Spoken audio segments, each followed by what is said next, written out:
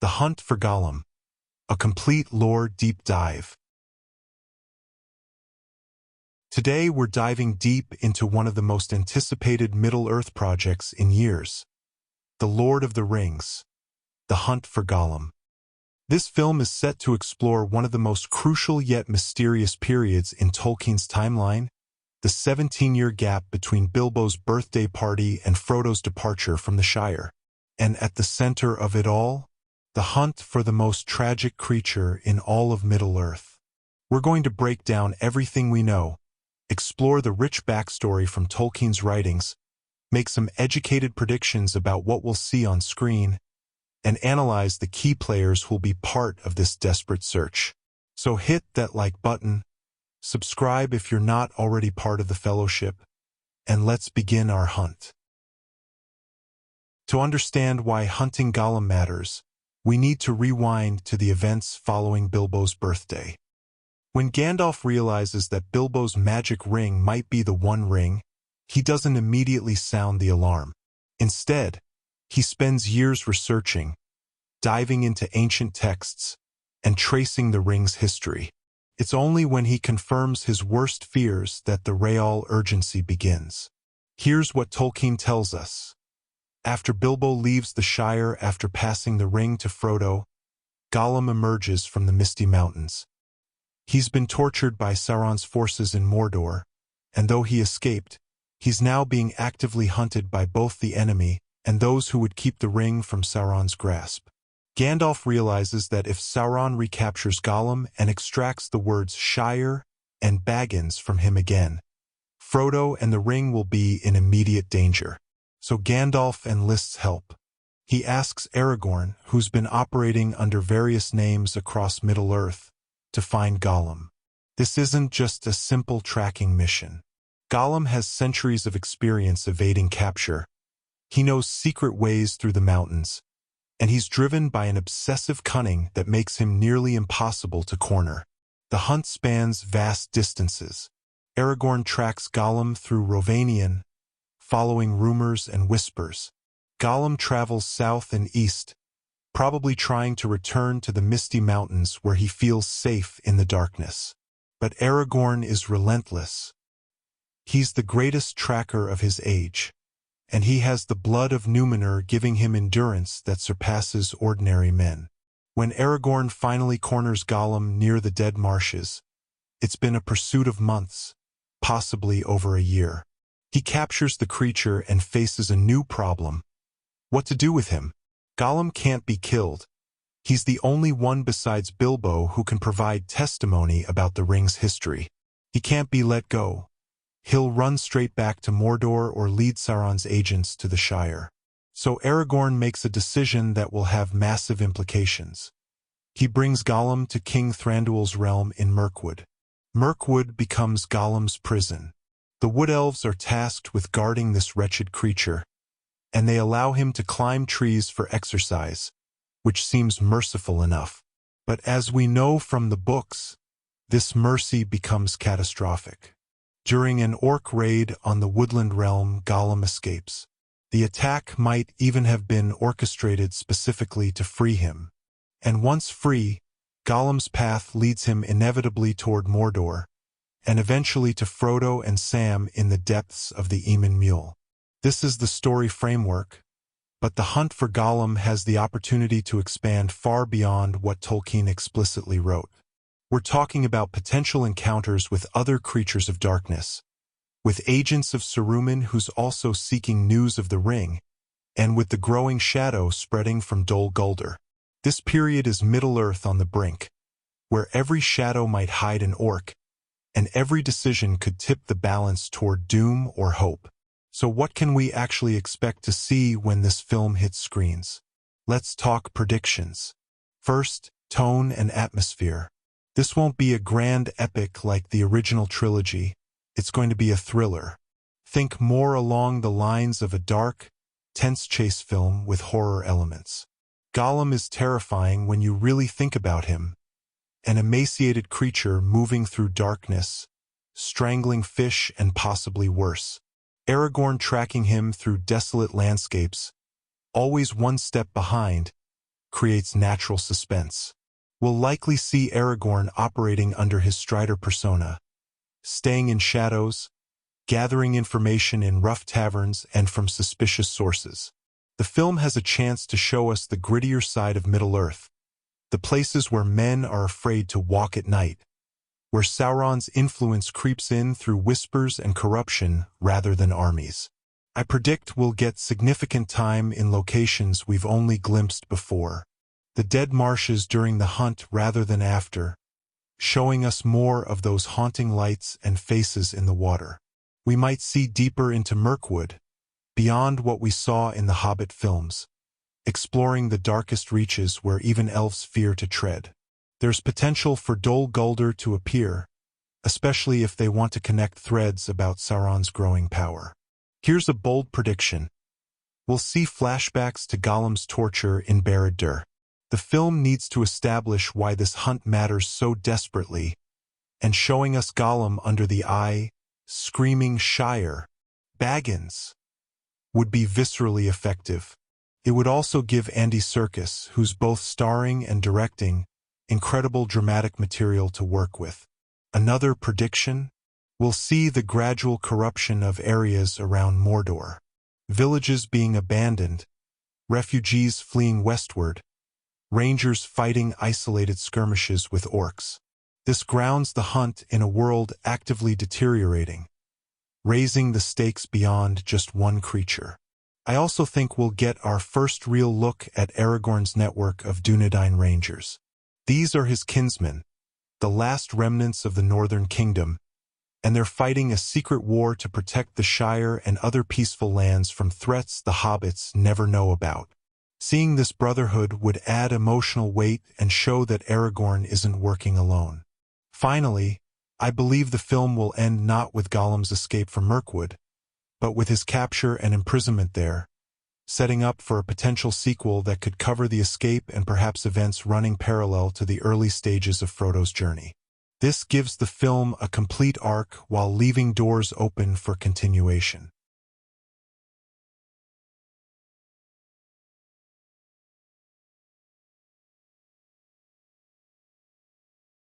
Character analysis. Gollum. Now let's talk about Gollum himself, because he's not just the object of the hunt, he's the tragic heart of the story. When we catch up with Gollum in this timeline, he's been free from the ring for about 70 years. That's 70 years of withdrawal, of obsession, of wandering the darkness, eating raw fish and talking to himself. The ring consumed 500 years of his life, and even without it, he's utterly defined by its absence. He doesn't want freedom or peace. He wants his precious back, and every decision he makes stems from that singular, overwhelming desire. But here's what makes Gollum complex. There are still flickers of Smeagol inside him. Tolkien wrote about this duality extensively, and Andy Serkis brought it to life perfectly in the original trilogy. In this film, set earlier in the timeline, Smeagol might have slightly more presence.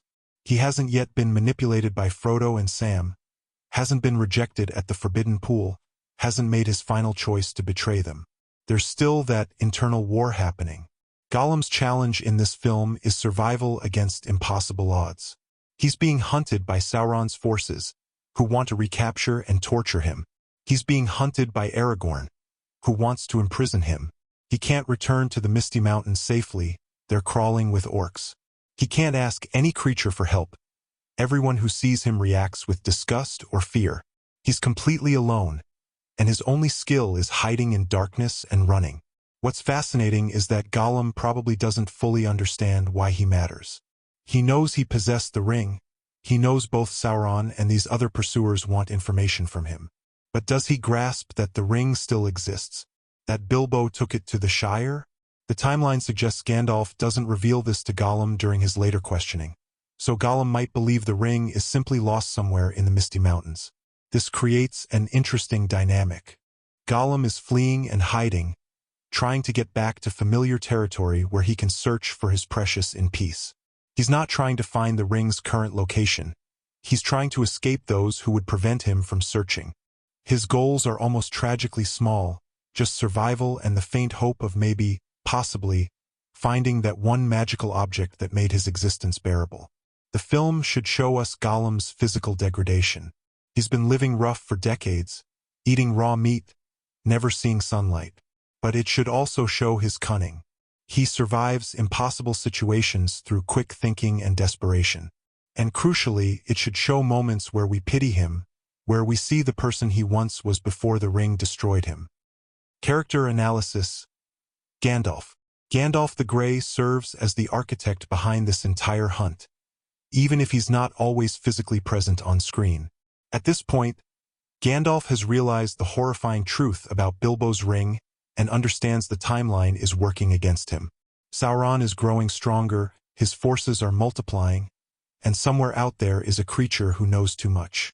Gandalf can't hunt Gollum himself. He has other responsibilities, researching in Minas Tirith, consulting with Saruman, who he doesn't yet know is corrupted, and keeping watch on the Shire.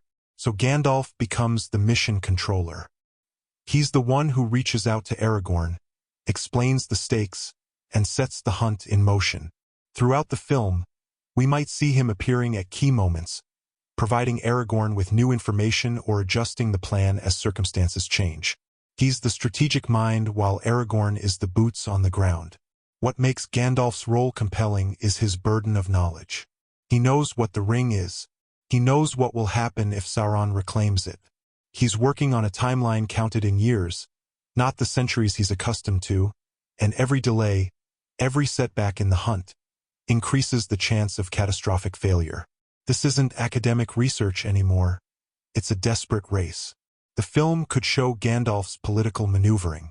He needs to convince Thranduil to imprison Gollum, which means dealing with an elf king who's isolationist and wary of getting involved in outside affairs. He needs to coordinate with the White Council while keeping certain details hidden from Saruman. He needs to protect the Shire without alarming the hobbits or drawing attention to it. There's also opportunity for tension between Gandalf and Aragorn. Gandalf is asking Aragorn to spend months or years tracking one creature when Aragorn could be fighting orcs, protecting villages, and doing the ranger work that directly saves lives. Aragorn must trust that this strange task truly matters as much as Gandalf claims, and that trust is tested when the hunt grows long and costly. We should see Gandalf's weariness. He's been fighting Sauron for thousands of years in various forms, and now in what might be the final confrontation, everything rests on finding one miserable creature in the vast expanse of Middle-earth. Character analysis. Thranduil and the Woodland Realm. Let's discuss Thranduil and the Woodland Realm, because Mirkwood plays a crucial role in this story's conclusion. Thranduil, the Elven King, is a complex figure. He's isolationist, focusing on protecting his own realm rather than engaging with the wider world's problems. He's seen too many wars, too much death, and he's chosen to withdraw behind his borders. When Gandalf arrives asking him to imprison Gollum, Thranduil is probably skeptical. Why should the Woodland Realm become a jailer for this creature? What's in it for his people? But Thranduil is also wise enough to understand that Sauron's return threatens everyone, elves included. If Gandalf explains that this creature's testimony could help prevent Sauron from recovering the One Ring, Thranduil would recognize the stakes. He'd agree, but reluctantly, and probably with conditions about how long they'd maintain this imprisonment. The film could explore the daily reality of guarding Gollum. The Wood Elves are warriors and woodland dwellers, not prison guards. Dealing with Gollum's constant whining, his pathetic appearance, his attempts at manipulation, would test their patience. The decision to let him climb trees seems merciful but also practical, a way to keep the prisoner exercised and slightly less miserable. There's potential for interesting dynamics between Legolas, if he appears, and the guards watching Gollum. In the original trilogy timeline, Legolas eventually travels to bring news of Gollum's escape to Rivendell, so he's aware of this situation. Showing a younger Legolas dealing with this responsibility could add character depth. The escape itself offers dramatic potential. When orcs attack Mirkwood, is it purely to free Gollum, or is there a larger assault happening? Are there traitors within the Woodland Realm who help facilitate it? How do the elves react when they realize this seemingly insignificant prisoner has slipped away? The failure hits harder if we've spent time understanding how seriously they took the responsibility. Thranduil's reaction to Gollum's escape would be significant. He trusted Gandalf's judgment, committed resources to this imprisonment, and now faces the consequences of failure. This could deepen his isolationist tendencies, making him even more reluctant to engage with outside problems. It's a moment that shows how even with the best intentions, even with immortal elves standing guard, the forces of darkness can find ways to corrupt and destroy careful plans.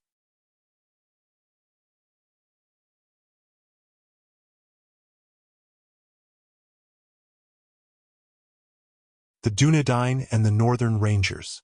One of the most exciting possibilities for this film is finally giving proper screen time to the Dunedain, the Rangers of the North.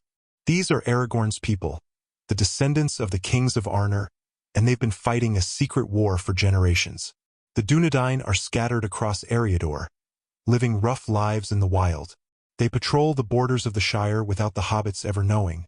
They hunt down orc bands before they can raid villages, and they maintain watch on ancient evils stirring in places like the Barrow Downs and the Weather Hills. They're the thin line between civilization and darkness, and they receive no recognition, no payment, no glory. They do it because it's their duty as the heirs of Númenor. In the context of the hunt for Gollum, the Dunedain would be Aragorn's information network. As Gollum moves through different regions, rangers could send word through their communication system, whatever that might be. Perhaps they use signal fires on hilltops, or maybe they have regular meeting points. The film could show us a scene where Aragorn meets with other rangers, sharing information and coordinating their efforts. What makes the Dunedain compelling is their contrast with Aragorn. While he's the rightful heir to Gondor's throne, capable of commanding armies and ruling kingdoms, he chooses to live among these weathered rangers as an equal. They probably know his true identity, but they don't treat him as royalty. He's earned their respect through action, not bloodline. This brotherhood of rangers represents everything noble about Aragorn's character: his humility, his commitment to service over status. The film could introduce us to specific rangers who become key players in the hunt. Maybe there's a tracker almost as skilled as Aragorn who picks up Gollum's trail in a region where Aragorn can't be. Maybe there's a ranger who sacrifices himself to prevent orcs from warning Sauron about the hunt's progress. These characters would add emotional stakes and show that the quest isn't just about one man pursuing one creature. It's about a whole network of dedicated warriors working together. There's also potential to show the cost of this lifestyle. Rangers die in obscurity. They leave behind families who might never know what happened to them. They grow old in the wilderness, their bodies broken by decades of hard living. The film could show us grizzled veterans with scars and missing fingers, young recruits being trained in tracking and survival, and the quiet camaraderie of men who trust each other with their lives. The Dunedain also represent the theme of hidden heroism. While kings and wizards get remembered in songs and stories, these rangers fight and die in shadow. Their greatest victories are the disasters that never happen, the villages that don't get burned, the children who grow up safely because orcs were quietly eliminated miles away.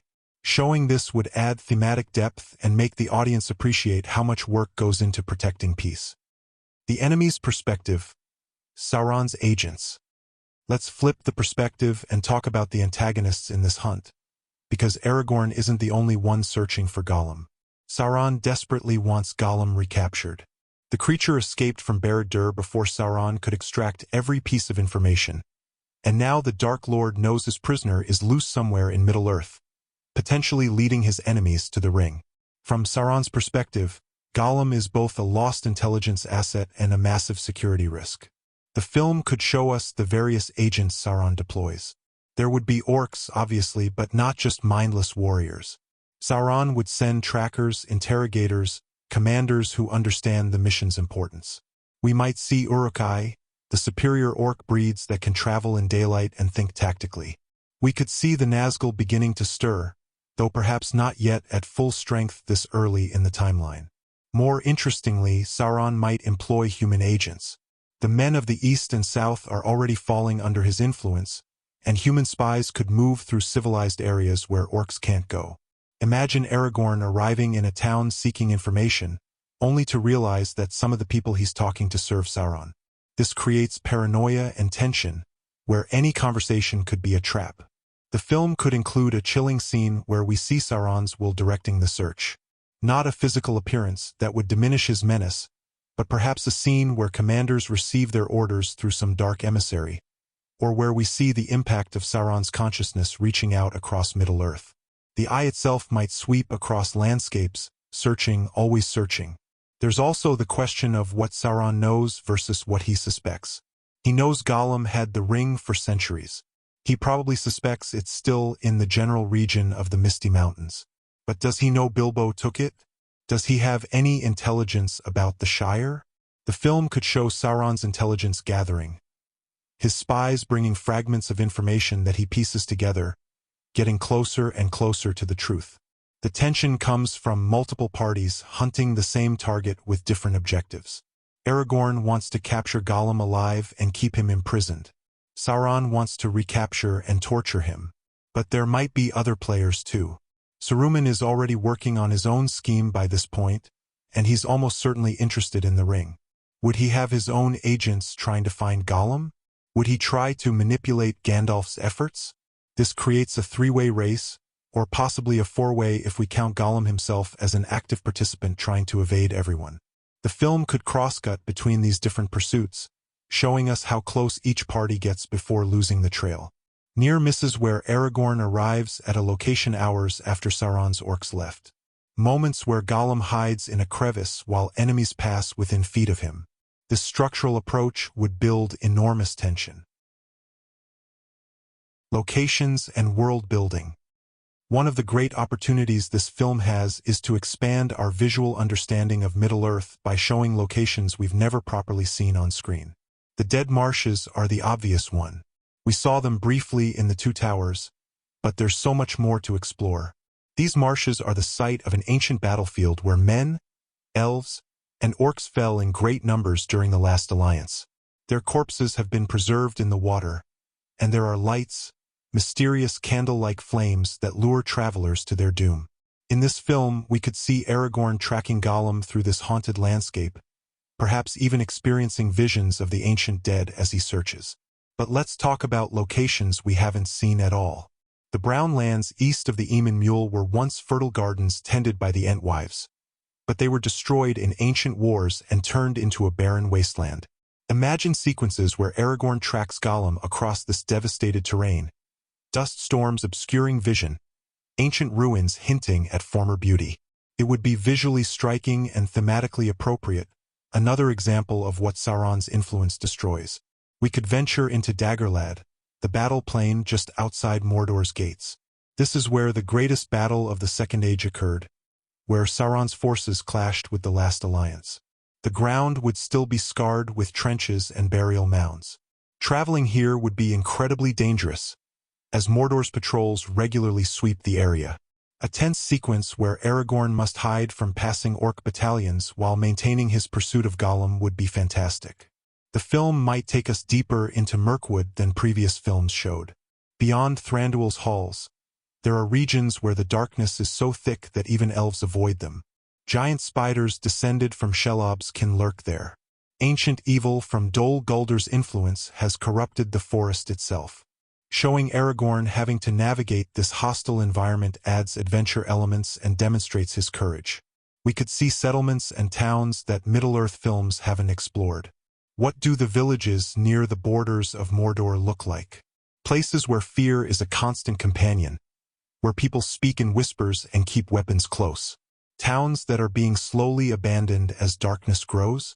This grounds the epic quest in human reality, showing us what ordinary people experience as Sauron's power grows. There's also potential for historical locations. Perhaps Aragorn passes through ruins of Arnor's former cities, walking among broken statues of his ancestors. These moments could be quiet and reflective, allowing the character to contemplate his heritage and the responsibility he carries. Maybe he finds an old watchtower that Dunedain used generations ago, now crumbling but still standing as a testament to his people's endurance. The key is variety. The hunt should take us through different terrains, forests, marshes, plains, mountains, each with distinct visual identities and challenges. This keeps the film visually engaging while emphasizing the epic scope of the search. Every new location should feel lived in and real, with details that suggest history and ongoing life beyond what we see on screen. Corruption and obsession. Let's dig into the thematic heart of this story, because the hunt for Gollum is fundamentally about corruption and obsession, and how these forces can destroy everything they touch. Gollum is the most obvious example. The ring didn't just give him long life, it corroded his soul over centuries. Every year he possessed it, he became less Smeagol and more Gollum. The film can explore this through flashbacks or through Aragorn's observations. When Aragorn looks at Gollum, he's seeing what the ring does to those who bear it for too long. This should inform how he later treats Frodo, understanding the terrible burden the Hobbit carries. But corruption isn't limited to the ring. Sauron corrupts everything around him. The lands near Mordor become blighted. The people who serve him lose their humanity bit by bit, until they're willing to commit atrocities without hesitation. Even the search for Gollum becomes a form of corruption, as both sides are willing to use increasingly ruthless methods to achieve their goals. How far will Aragorn go? Will he torture informants? Will he let innocents suffer if it means catching Gollum? These moral questions add complexity. The theme of obsession runs parallel. Gollum's obsession with the ring has consumed his entire existence. He can't think about anything else, can't want anything else. It's destroyed his ability to connect with other beings, to find joy in simple things, to even remember who he used to be. But Gollum isn't alone in his obsession. Sauron is obsessed with recovering the ring and dominating Middle-earth. Gandalf is obsessed with preventing this outcome. Even Aragorn becomes obsessed with completing his mission, with not failing the trust Gandalf placed in him. The film could explore how obsession changes people. Does Aragorn start to lose himself in the hunt? Does he become so focused on the goal that he neglects other responsibilities? There's dramatic potential in showing a character struggling to maintain balance, to not let the mission consume him the way the ring consumed Gollum. There's also the theme of mercy and pity. Tolkien wrote extensively about how Bilbo's mercy in sparing Gollum ultimately saved Middle-earth. In this film, we see Aragorn capturing Gollum and choosing to imprison rather than kill him. This mercy seems practical, they need Gollum for information, but it's also moral. Aragorn recognizes that Gollum is pitiable, not purely evil. This compassion is crucial to understanding why Aragorn becomes a great king. He can be ruthless when necessary, but he never loses his fundamental humanity. The question the film should ask is, what does it cost to hunt monsters? Do you risk becoming monstrous yourself? Aragorn must navigate this carefully, using whatever methods necessary to catch Gollum while not crossing lines that would corrupt his own character. This internal struggle gives the protagonist depth and makes the physical hunt a metaphor for a spiritual battle. The shadow grows. Middle-earth in transition. This film takes place during a crucial transitional period in Middle-earth's history, and showing that transition adds weight to everything happening on screen. When the hunt begins, Sauron has declared himself openly in Mordor, but his power is still rebuilding. By the time the hunt ends, he's much stronger. The film could show this progression through environmental details. Early in the hunt, maybe some regions still feel relatively safe. By the end, darkness has crept farther. Orc raids are more frequent. People are more afraid. We could see the political landscape shifting. Gondor is ruled by Denethor, who's slowly descending into despair and paranoia as he uses the Palantir and sees Sauron's growing might. Rohan is under the benevolent rule of Thengel, Theoden's father, but even there, troubling signs appear. Saruman is publicly allied with the White Council but secretly building his own forces. These political elements add context and show that the hunt for Gollum isn't happening in isolation. It's one thread in a larger tapestry of gathering darkness. The film has an opportunity to show how different cultures respond to the rising threat. The elves are preparing to leave Middle-earth. Many have already sailed to Valinor. The dwarves are withdrawing into their mountains, fortifying their holds. Men are divided, some preparing to fight, others seeking accommodation with Sauron, still others denying the danger exists. This creates a world that feels complex and real, where different peoples have different priorities and different amounts of information. There could be powerful moments showing innocent people caught in the middle. A farming family deciding whether to abandon their land and flee west. A village elder trying to decide if they should pay tribute to Mordor or resist and face destruction. Children playing games, unaware that their parents are terrified. These human moments ground the epic fantasy in relatable emotion.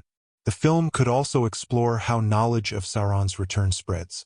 In some regions, it's an open secret that everyone discusses in frightened whispers.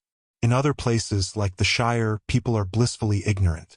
Aragorn moving between these different areas could show us the spectrum, from regions already under siege to places still enjoying peace that won't last much longer. There's thematic richness in showing a world on the brink. Everyone can feel something terrible coming, but no one except a few like Gandalf understands the full scope. The hunt for Gollum matters desperately, but most people would never understand why. If Aragorn tried to explain that catching one pathetic creature could prevent apocalypse, most would think him mad. This creates dramatic irony. We know the stakes while watching characters who don't. The transition theme also applies to Aragorn personally. He's transitioning from ranger to king, though he doesn't know it yet. Every decision he makes in this film, every moment of leadership, every time he shows wisdom or mercy or courage, is preparing him for the role he'll eventually claim. The film could include subtle moments foreshadowing this, perhaps a scene where Aragorn briefly touches the ring of Barahir or looks upon Narsil, reminders of his destiny. The role of fate and prophecy. Tolkien's work is deeply concerned with fate, providence, and the idea that events are unfolding according to a larger design. This film should engage with those themes while maintaining tension and agency. Gandalf operates with an understanding that certain events are meant to happen. He famously tells Frodo that Bilbo was meant to find the ring, and that therefore Frodo was meant to have it. This suggests a worldview where providence guides events toward necessary outcomes. In the hunt for Gollum, Gandalf probably believes that finding and capturing Gollum is part of this design, that success is meant to happen if they act rightly. But fate in Middle-earth isn't deterministic in a way that removes choice. Characters still have agency, still make meaningful decisions. Aragorn choosing to hunt Gollum rather than pursue other paths is a real choice with consequences. How he hunts, the methods he uses, the mercy he shows, these are all choices that matter. The film should balance the sense that events are unfolding as they must with the reality that characters' decisions genuinely shape outcomes. There's also the question of prophecy. The ancient prophecies about the return of the king, about the downfall of Sauron, these exist in Middle-earth's lore. Characters like Aragorn are aware of them. But prophecy is tricky. It can be interpreted different ways, and knowing what should happen doesn't make accomplishing it easy. Aragorn might know he's prophesied to reclaim the throne, but that doesn't guarantee he'll live to see it happen. He could still fail, still die in the wilderness hunting Gollum if he makes the wrong choice. The film could include moments where characters discuss these deeper questions. Perhaps around a campfire, Aragorn and a fellow ranger talk about whether their struggles matter in the face of fate. Or Gandalf, in a quiet moment, acknowledges to Aragorn that while he believes they're meant to find Gollum, that belief doesn't make the task less difficult or dangerous. These philosophical moments add depth without slowing the plot. There's dramatic power in showing characters who believe in destiny still feeling fear and doubt. Aragorn can believe he's meant to become king while still wondering if he'll survive the next day. Gandalf can trust in providence while still acting with desperate urgency, knowing that free will means others could make choices that derail everything. Faith and fear coexist, making characters more relatable. The theme of fate also connects to Gollum's role in the larger story. Gandalf says that Gollum has some part yet to play, that his life is connected to the fate of the ring. In this film, set years before that part is revealed, we see Gollum simply as a wretched creature trying to survive. The audience knows he's important, but the characters don't fully understand why yet. This creates a different kind of dramatic irony. We're watching crucial events unfold, while knowing how significant they'll ultimately become. Connections to the wider trilogy. For this film to work, it needs to honor the original trilogy while telling its own story. Let's talk about how it connects to the larger narrative. The most obvious connection is setting up Gollum's eventual meeting with Frodo and Sam. When we see Gollum in the Two Towers, He's already escaped from Mirkwood and has been wandering, eventually drawn to the ring's presence. This film shows us the capture that makes that escape possible, and it should plant seeds for who Gollum becomes later. His growing bitterness, his deepening division between Smeagol and Gollum, his cunning in manipulation, all of these traits that become crucial in the trilogy should have origins visible here. Aragorn's arc connects directly to his role in Fellowship.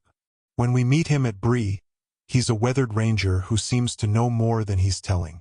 This film explains why. He's been operating in shadows for years, hunting dark creatures and guarding secrets. His immediate recognition of the danger when Frodo reveals the ring makes more sense when we understand he spent years hunting someone because of that very object. His tracking abilities, his endurance, his knowledge of hidden paths, all showcased in Fellowship, are demonstrated and explained through this hunt. The film should include references that pay off in the trilogy. Maybe Aragorn crosses paths with Bill Ferny or other unsavory characters in Bree, establishing his knowledge of that town. Perhaps he has an encounter near Weathertop that explains his familiarity with that location. These shouldn't be forced, they should feel natural, but they add resonance for fans who know what's coming. There's also opportunity to set up Gandalf's fate. His obsession with understanding the ring, his decision to travel to Minas Tirith to research, his growing suspicion of Saruman, all of these factors that lead to his imprisonment in Orthanc could be seated here. We could see him consulting with Saruman in a scene that now plays differently, knowing Saruman's betrayal, watching for subtle signs of corruption or deception. The relationship between Aragorn and Gandalf deserves attention. In Fellowship, they clearly have a long history of trust and cooperation. This film shows us the foundation of that relationship, how Gandalf came to trust Aragorn with crucial tasks, how Aragorn learned to trust Gandalf's wisdom even when it meant difficult missions. A scene where they disagree about tactics but ultimately Aragorn defers to Gandalf's judgment would parallel later moments in the trilogy. Thematically, the film should reinforce ideas that become crucial later. The power of mercy and pity, which saves Middle-earth when Frodo spares Gollum at the end. The importance of hope even when everything seems hopeless, which Aragorn embodies. The idea that small, hidden actions can have enormous consequences, which applies both to the hunt and to Frodo's quest. These themes running through the film connect it spiritually to the trilogy even when plot events are separate. The film could end with a moment that directly bridges to Fellowship. Perhaps the final scene is Gandalf arriving at Bag End to confirm his suspicions about Bilbo's ring, leading directly into the beginning of Frodo's journey. Or maybe it's Aragorn returning to patrolling near the Shire, unknowingly preparing for the moment when he'll need to protect hobbits traveling to Rivendell. This kind of ending satisfies the audience by showing how this story feeds into the one they already know and love. Saruman's shadow, the hidden player. Now let's discuss a character who might not appear directly, but whose presence should loom over this story. Saruman the White. At this point in the timeline, Saruman is already corrupted. He's been using his own Palantir, communicating with Sauron, and he's begun his transformation from the head of the White Council into a would-be power broker seeking the ring for himself. The crucial question is, what does Saruman know about the hunt for Gollum, and what is he doing about it? Gandalf trusts Saruman at least to a degree. He's consulted with him about the ring, shared some of his concerns, though probably not everything. Saruman is intelligent enough to deduce that if Gandalf is worried about a ring Bilbo found, and if Gandalf is organizing a hunt for the creature who once possessed it, then this ring is almost certainly the one. This knowledge would drive Saruman to act, but subtly, in ways that wouldn't reveal his treachery. The film could show Saruman's involvement through indirect means. Perhaps Aragorn encounters obstacles that seem too convenient, bandits appearing exactly when he's close to catching Gollum, or information that turns out to be false, leading him on wild chases. These could be Saruman's work, not trying to help Sauron capture Gollum, but trying to ensure that if anyone finds the creature, it's someone Saruman can control or monitor. We might see Saruman consulting his Palantir in Orthanc, seeing fragments of the hunt through Sauron's eyes, learning what Sauron knows and carefully planning his own moves. These scenes wouldn't feature dialogue necessarily, just Christopher Lee's presence and intensity, showing a mind constantly calculating and scheming. The visual of him in Orthanc, surrounded by his mechanisms and books, Watching events unfold while pretending to be Gandalf's ally would be chilling. There's potential for Saruman to send his own agents into the field. Not orcs, those would be too obvious, but men from Dunland or other regions where he's building influence. These agents wouldn't know they're working for Saruman. They'd think they're hired by some wealthy lord or pursuing their own goals. But Saruman would be orchestrating things, trying to gain information about the ring's location without revealing his interest. The genius of including Saruman this way is that it adds another layer of complexity to the hunt. It's not just Aragorn versus Sauron's forces. It's a three-way game where two of the players don't even know the third is involved. Saruman is playing both sides, feeding just enough information to Gandalf to maintain his cover, while secretly trying to position himself to seize the ring when the moment comes. We could have a scene where Gandalf visits Orthanc to update Saruman on the hunt's progress. Saruman would be carefully supportive, offering advice that seems helpful but actually serves his own purposes. Maybe he suggests Aragorn's search in certain areas, knowing those areas are actually less likely but wanting to delay the hunt. Or perhaps he offers resources, some of his spies or scholars, but these resources come with hidden watchers reporting back to Saruman. The film could plant seeds for Saruman's eventual downfall. His arrogance in thinking he can manipulate both Gandalf and Sauron could be visible in small moments. A slight smile when he thinks no one's watching, a comment that reveals too much knowledge, subtle signs that Gandalf might notice but dismiss because he still trusts his old colleague. This dramatic irony enriches the viewing experience for audiences who know Saruman's betrayal is coming. Visual storytelling and cinematography. Let's talk about how this film should look and feel from a visual perspective, because cinematography can elevate story into art. The Hunt for Gollum is fundamentally a story about pursuit and evasion, which lends itself to specific visual techniques. Long tracking shots following Aragorn through wilderness could emphasize the endless nature of the search. Handheld camera work during tense moments could create immediacy and uncertainty. Wide establishing shots showing tiny figures in vast landscapes would emphasize isolation and the scale of Middle-earth. The film should use contrasting visual styles for different characters.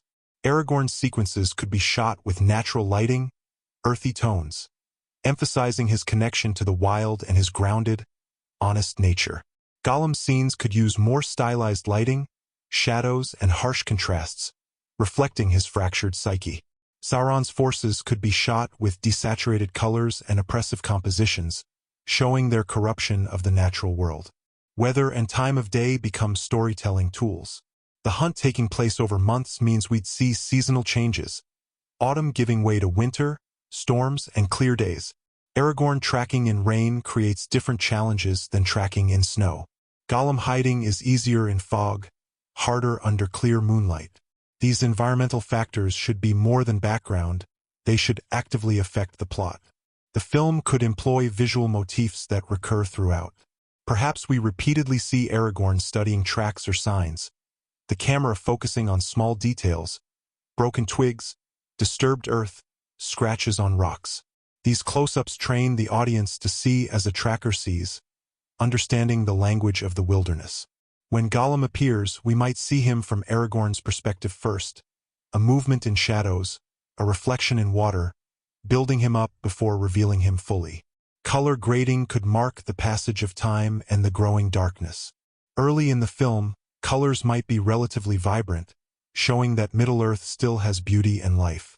As the hunt progresses and Sauron's power grows, colors could gradually desaturate, becoming muddier and more oppressive. This subtle shift would subconsciously communicate the changing world to audiences. The film should embrace quiet moments without dialogue. Aragorn alone in wilderness, nothing but wind and his footsteps, creates space for reflection and allows audiences to absorb the mood. These moments aren't empty, they're essential for pacing and for letting the weight of the quest sink in. Too many modern films fear silence, but Tolkien's work often thrives in it. Action sequences need to feel visceral and dangerous. When Aragorn fights orcs or other enemies, it shouldn't be clean and choreographed like a dance. It should be brutal, messy, desperate. He should get hurt, show fatigue, struggle. This grounds the fantasy in physical reality and makes his eventual success feel earned rather than guaranteed. The film could use perspective shots from Gollum's point of view, showing how he sees the world. Everything might be slightly distorted, colors strange, with focus on things he obsesses over: water, fish, hiding places. When he looks at other creatures, maybe they appear threatening and hostile, reflecting his paranoia and isolation. This subjective camera work would help audiences understand his psychology without relying solely on dialogue. Lighting design is crucial for mood. The contrast between the relative safety of campfires and torchlit elven halls versus the oppressive darkness of Mordor's borders and deep forests should be stark. Light represents hope and civilization. Darkness represents danger and the unknown. Aragorn carrying light into dark places becomes symbolically significant, a ranger bringing hope into shadow. The psychological toll of the hunt. One aspect that would add tremendous depth to this film is exploring the psychological impact of the hunt on Aragorn and others involved. Imagine spending months, possibly over a year, pursuing a single creature across hostile territory. The monotony of following cold trails, the frustration of near misses, the isolation from civilization, these would wear on anyone. Aragorn is tough and enduring, but he's still human. The film should show this affecting him. We could see Aragorn becoming increasingly obsessed with the hunt. He dreams about Gollum, wakes up thinking he heard the creature's voice. He becomes hypervigilant, seeing threats everywhere, unable to fully relax even when in relatively safe locations. This isn't weakness, it's the natural response to prolonged stress and danger. Showing this makes him more relatable and human. There's also the moral weight. Aragorn is hunting a creature that's technically a living being, once a hobbit like the innocent folk of the Shire.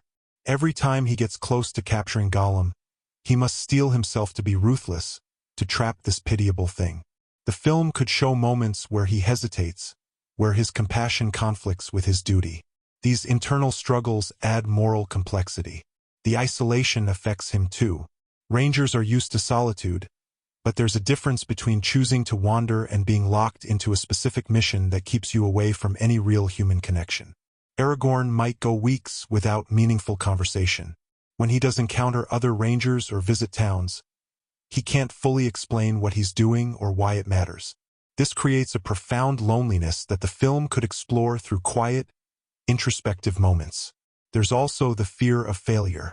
Gandalf has trusted him with a task that could determine Middle-earth's fate. Every day that passes is another day Sauron's forces might recapture Gollum. Another day the creature might die or disappear forever, taking crucial information with him. This pressure builds, and Aragorn being who he is, he'd internalize it rather than express it, but it would show in small ways. Moments of frustration, decisions that are slightly more reckless than usual, pushing himself past reasonable limits. The film could contrast this with Gandalf's own psychological state. The wizard is dealing with his own burdens, knowing what's at stake, trying to coordinate multiple efforts while maintaining secrecy, and starting to realize that someone on the White Council might not be trustworthy. His discussions with Aragorn could reveal both of them carrying weights they can't fully share with each other. For Gollum, the psychological dimension is even more complex. He's not just running from pursuers, he's running from his own memories and trauma. The torture in Barad-dûr left mental scars that haven't healed. Every time he hears footsteps or sees movement, he probably relives those moments of agony. His paranoia isn't just about current danger, it's about past trauma being reawakened. The film could show how this manifests in Gollum's behavior. Maybe he talks to himself more frantically when stressed, the Smeagol and Gollum aspects of his personality arguing more violently. Maybe he engages in compulsive behaviors, rituals that give him an illusion of control. These psychological details would make him more than just a creature to be caught. He'd be a tragic figure whose suffering is palpable. There's opportunity for a powerful scene where Aragorn finally captures Gollum and looks into his eyes. In that moment, both hunter and prey are exhausted, mentally and physically drained. Gollum's survival tactics and cunning. Let's dive deeper into how Gollum actually evades capture for so long, because understanding his tactics makes the hunt more compelling. Gollum has survived centuries in some of the most hostile environments in Middle-earth. The misty mountains were full of orcs. The paths he traveled were dangerous, yet he endured. This isn't luck, it's skill, cunning, and an almost supernatural ability to detect danger. The film should showcase these abilities to make him a worthy adversary rather than just a victim. First, his senses are incredibly acute. Living in darkness for so long, his hearing and sense of smell have become extraordinary. He can hear footsteps from great distances, smell humans or horses on the wind, detect the slightest changes in his environment. The film could show this from his perspective, sounds amplified, scents appearing as visual cues, his sensory world completely different from a normal person's. Gollum's knowledge of underground passages and hidden ways is encyclopedic. He knows caves, tunnels, and paths that don't appear on any map. When pursued above ground, he can disappear into cracks and crevices that seem too small for any creature. We could see Aragorn tracking him to what appears to be a dead end, a cliff face or boulder field, only for Gollum to have found some impossible route through or under or around the obstacle. His ability to go without food is remarkable. While he prefers fish, he can survive on almost nothing, eating insects, roots, anything remotely digestible. This means he doesn't need to take risks hunting or foraging that might expose him. Aragorn, meanwhile, needs supplies, needs to rest properly, needs to eat regularly. This gives Gollum an endurance advantage despite his apparent frailty. Gollum's swimming ability is another key advantage. He can hold his breath for extended periods and move through water almost silently. Several times during the hunt, he probably escapes by diving into rivers or lakes, staying submerged while Aragorn searches the banks, then emerging far downstream. Water doesn't hold tracks the way Earth does, making these aquatic escapes particularly effective. His patience is extraordinary. Gollum can stay motionless in hiding for hours or even days if necessary. He's willing to go hungry, to endure discomfort, to wait out his pursuers. Aragorn might camp nearby, thinking he's lost the trail, while Gollum is hidden just yards away, barely breathing, waiting for the ranger to move on. This creates incredible tension when the audience knows both characters' positions but neither knows the others. Gollum also uses misdirection. He might deliberately leave obvious tracks leading in one direction, then carefully backtrack and go another way. He could create false camps or disturb areas to make it seem he's been there when he hasn't. These tactics work particularly well against someone like Aragorn, who relies on reading signs. Gollum creates false signs to mislead him. The film could show Gollum's intelligence in planning escapes. When he realizes he's being tracked, he doesn't just run randomly. He plans routes through areas he knows, places with multiple exits, terrain that favors him over his pursuers. He might lead Aragorn into dangerous areas, places with spiders or other threats, hoping his pursuer will be delayed or even killed. There's also his social cunning. On the rare occasions when Gollum needs to interact with other creatures, he can be surprisingly manipulative. He can play pitiful, seem harmless, extract information while giving nothing away.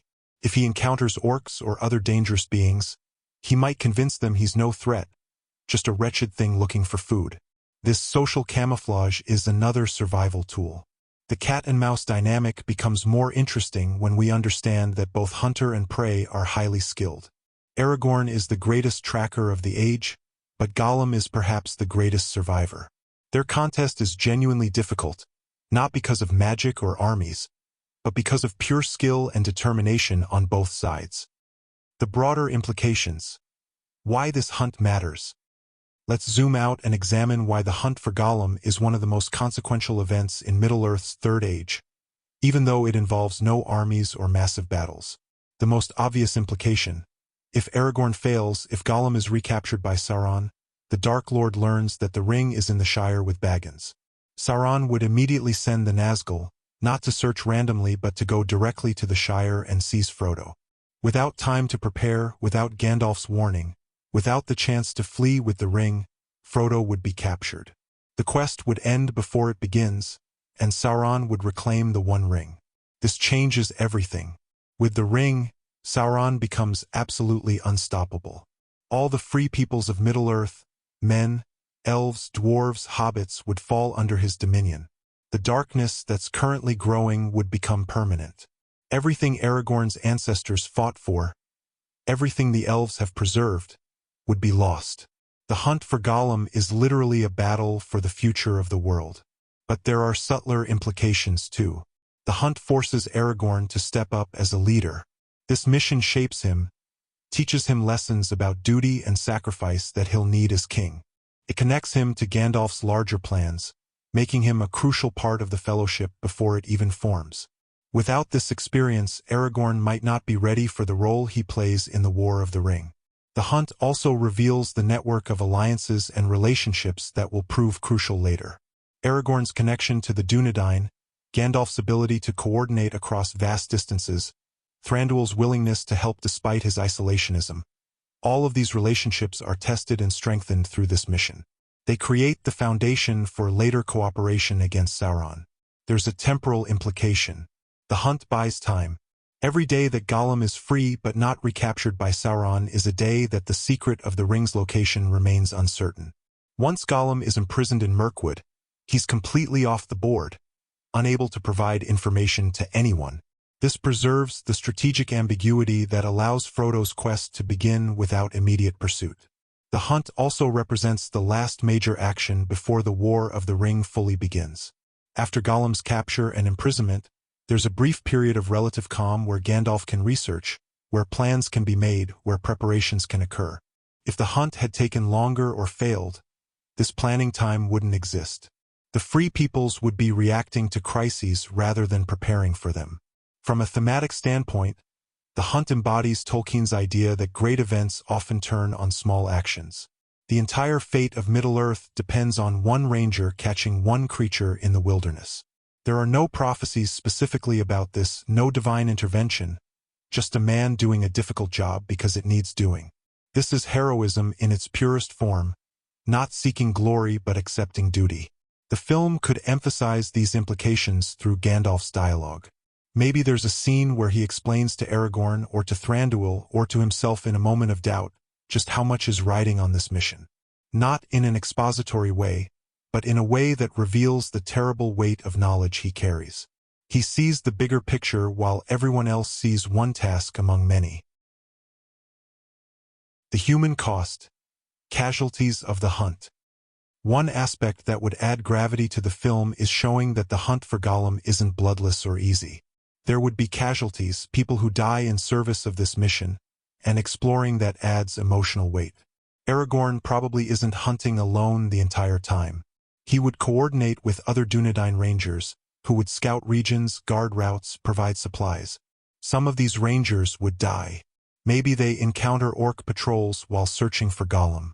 Maybe they're ambushed by Sauron's agents who realize someone is searching for something important in their territory.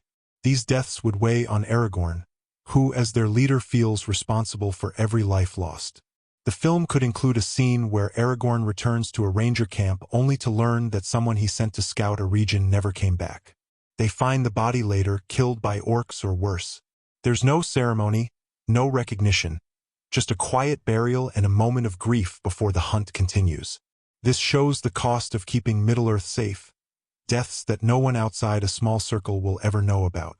Innocent people might also suffer as collateral damage. If Gollum passes through a village and Sauron's forces follow his trail there, the villagers could be interrogated, hurt, or killed. Aragorn arriving too late to prevent this would create moral complexity. He's doing necessary work, but his chase is leaving victims in its wake. How does he process that guilt? Does he harden himself to it, or does it fuel his determination to succeed? There's also the possibility of betrayal or corruption. Maybe someone Aragorn trusts or a contact who's providing information turns out to be working for Saruman or Sauron. This betrayal could lead to an ambush, a trap that costs lives. It would make Aragorn more cautious, more suspicious, showing how the mission changes him in ways that aren't entirely positive. The film could show families affected by these deaths. A ranger's widow receiving news, children who will grow up without a father. These aren't main characters, they're background, but giving them even brief screen time makes the cost real and personal. War in Middle-earth isn't just about grand battles. It's about families torn apart and lives destroyed. Gollum himself probably kills people during his flight. When cornered and desperate, he's dangerous. His hands are strong enough to strangle, and he has teeth that can bite viciously. If someone tries to capture him and underestimates him, they might die. The film could show this happening, Gollum killing not from malice but from sheer panic and desperation to survive. This makes him simultaneously pitiable and dangerous. There might also be deaths that are more ambiguous in cause. Rangers dying from exposure or accidents while pushing too hard in harsh terrain. People dying from illnesses contracted while traveling through unhealthy lands. These deaths don't have clear villains, they're just the cost of operating in a dangerous world. But they still matter. The film could explore how Aragorn commemorates these losses. Maybe he has a ritual, gathering stones at each death site, or carving marks on his sword, or speaking names quietly before sleep. Something that shows he carries these dead with him, that their sacrifice is not forgotten even if it goes unrecorded in history. This approach makes the hunt feel consequential beyond just its strategic importance. People are dying in service of this mission. The weight of that should be visible on Aragorn's face, in his decisions, in moments where he wonders if the cost is becoming too high. But then he remembers what failure would mean, and he continues because the cost of not hunting Gollum would be infinitely higher. The climactic capture. How it happens. Now let's talk about how the actual capture might play out, because this is the moment everything has been building toward. Based on Tolkien's writings, we know Aragorn captures Gollum somewhere near the Dead Marshes. But the specific details are left to imagination. The film has an opportunity to make this sequence thrilling and emotionally resonant. Imagine this, Aragorn has been tracking Gollum for months, following fragmentary signs across vast distances. He's gotten close several times only to lose the trail. But now, in the desolate region east of the Eamon Mule, he picks up fresh signs. Gollum is close, maybe only hours ahead. The tension ratchets up as Aragorn moves more cautiously, knowing that alerting his quarry now would mean starting over. The Dead Marshes provide the perfect setting. This is Gollum's terrain, dark water and mud, places to hide, paths that aren't visible to those who don't know them. But it's also treacherous, one wrong step and you sink into water that won't let go. Aragorn must track Gollum while navigating this nightmare landscape, following disturbed mud and ripples in water, reading signs that disappear almost as quickly as they're made. The film could use the environment for maximum effect. The haunting lights in the marshes, the faces of dead warriors visible beneath the water, the oppressive atmosphere of a place where ancient evil lingers. Aragorn moves through this with grim determination while Gollum, who's more at home here, uses the terrain to his advantage. We could see him swimming beneath the surface, hiding in the hollows, watching Aragorn from concealment. The actual confrontation could happen at dawn. Aragorn has been tracking through the night, knowing that daylight will disadvantage Gollum, who hates the sun. As the eastern sky begins to lighten, Gollum realizes he's running out of darkness to hide in. He's exhausted, hungry, desperate. He makes a mistake, perhaps trying to move too quickly, and Aragorn spots him. The chase that follows should be intense. Gollum runs with surprising speed, his long limbs carrying him across terrain where Aragorn struggles. But the ranger is relentless, and he's fresh while Gollum is spent from months of flight. Gollum tries to dive into water, but Aragorn anticipates this, positions himself to cut off that escape. Gollum tries to double back, to use his superior knowledge of the terrain, but Aragorn has learned to think like his prey. The final moments could be almost tragic. Gollum, cornered, turns to fight with the desperation of a trapped animal. He's dangerous, those hands could kill, those teeth could tear. But Aragorn is skilled and strong. There's a brief, vicious struggle in the mud and water. Neither character speaks. There's pure survival instinct on both sides. When Aragorn finally subdues Gollum, binding him with ropes that the creature can't break or slip, there should be a moment of quiet. Both are exhausted, covered in mud, gasping for breath. Gollum whimpers and pleads, but Aragorn doesn't respond with cruelty or triumph. There's no satisfaction in his victory, only grim relief that a necessary task is complete. He looks at this broken creature and perhaps sees what the ring does to those who bear it too long, a preview of what could happen to Bilbo or anyone else who carries it. The film could show Aragorn's next challenge. getting Gollum across hundreds of miles to Mirkwood while keeping him secured, fed, and alive. This journey could be its own trial, with Gollum constantly trying to escape, constantly whining and threatening and pleading. Aragorn's patience would be tested, but his resolve wouldn't waver. He made a promise to Gandalf, and he'll see it through. The journey to Mirkwood. Transporting a prisoner. The capture is only half the mission. Now Aragorn must transport Gollum hundreds of miles through dangerous territory to Thranduil's realm, and this journey presents its own set of challenges that the film could explore in detail. First, there's the practical problem of keeping Gollum restrained.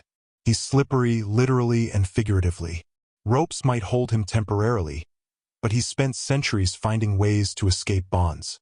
Aragorn would need to be constantly vigilant, checking knots, ensuring Gollum can't reach anything he might use to cut himself free.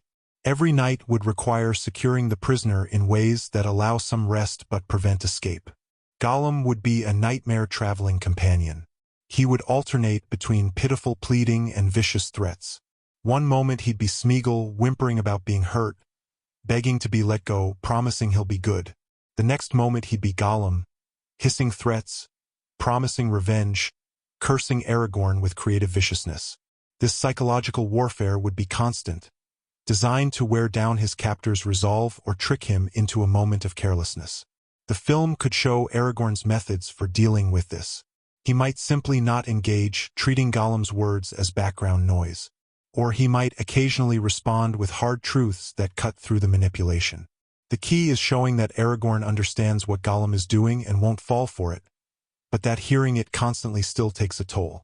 There's also the question of feeding Gollum. The creature needs to eat, but his preferences are disturbing. He wants raw fish, preferably alive, so he can strangle them. Aragorn catching fish and giving them to Gollum creates darkly uncomfortable scenes. We'd see Aragorn's disgust at Gollum's eating habits, the crunching of bones, the tearing of raw flesh, but also his recognition that keeping the prisoner alive is essential. The journey would attract attention. Travelers who see Aragorn with this strange, wretched creature would be curious or frightened. Some might ask questions that Aragorn can't fully answer. Others might try to help, thinking Gollum is being abused, not understanding that he's dangerous. Aragorn would need to navigate these social complications while keeping his mission secret. Sauron's forces would still be searching. Orcs and worse things would be looking for Gollum, and now he's with a human traveling toward Mirkwood. If scouts spot them, attacks would come. The film could include action sequences where Aragorn must fight off ambushes while keeping Gollum from escaping in the chaos. These fights would be especially challenging because Aragorn can't fully focus on combat. He must simultaneously guard his prisoner. Weather and terrain add complications. Crossing rivers with a prisoner who's a skilled swimmer and wants to escape requires constant alertness. Mountain passes where one wrong step means falling to death become even more dangerous when you're dragging an unwilling captive. Storms that would normally just be uncomfortable become serious threats when you can't properly shelter because you must watch your prisoner. The film could show Aragorn's strategy evolving.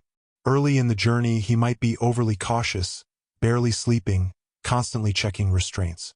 As he learns Gollum's patterns, he might develop more efficient methods. But he can never fully relax. One moment of letting his guard down could undo everything. There's potential for a powerful scene where they must hide from a large orc patrol. Aragorn binds Gollum's mouth to keep him silent, and they crouch in hiding while enemies pass dangerously close. Gollum's eyes gleam with calculation, knowing that making noise would bring the orcs and create chaos he could use to escape. But Aragorn's grip is firm, and Gollum ultimately chooses survival over betrayal. It's a tense, silent sequence that shows both characters thinking tactically. Gandalf's interrogation, extracting information. Before Gollum is imprisoned, Gandalf needs to interrogate him to extract crucial information about the ring's history.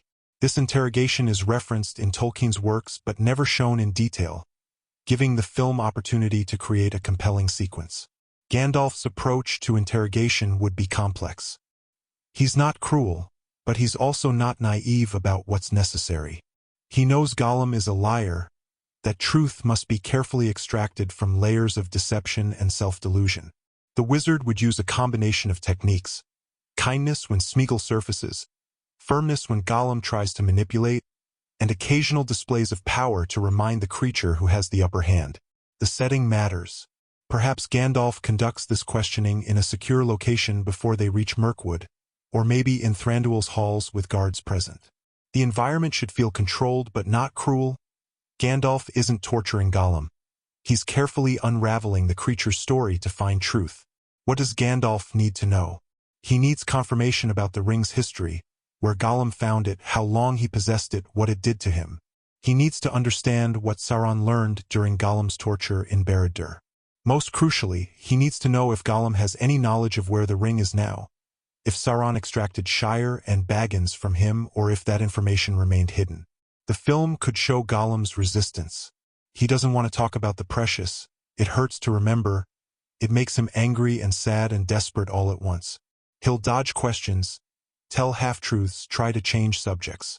But Gandalf is patient and persistent, gently but firmly bringing Gollum back to the topics that matter. There could be moments of unexpected connection.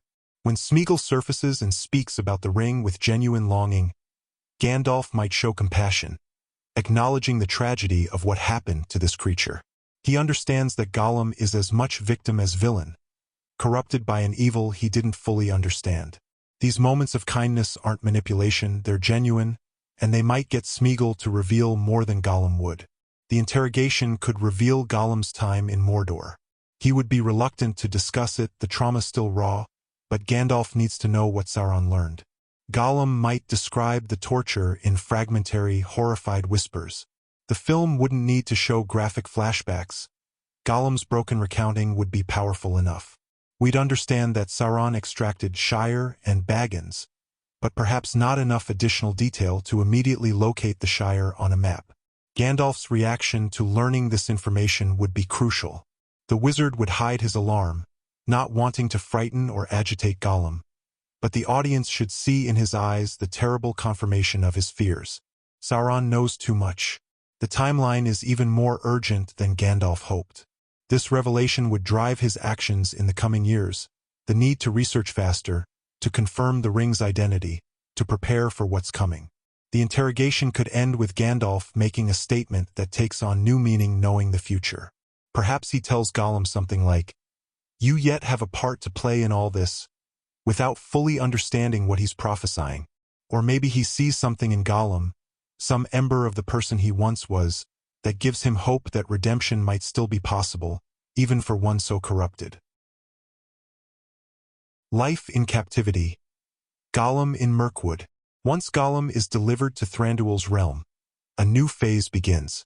His imprisonment in Mirkwood is where he'll remain for years, and exploring what that captivity looks like adds depth to understanding both his character and the elves who guard him. The Wood Elves face an unusual challenge. They're immortal beings of grace and light, now tasked with guarding a creature of darkness and corruption.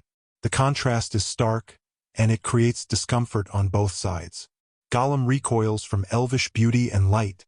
It pains him after so long in darkness. The elves find Gollum disturbing, a reminder of what evil can do to living beings. The film could show the imprisonment arrangement. Tolkien mentions that the elves allow Gollum to climb trees, which seems merciful.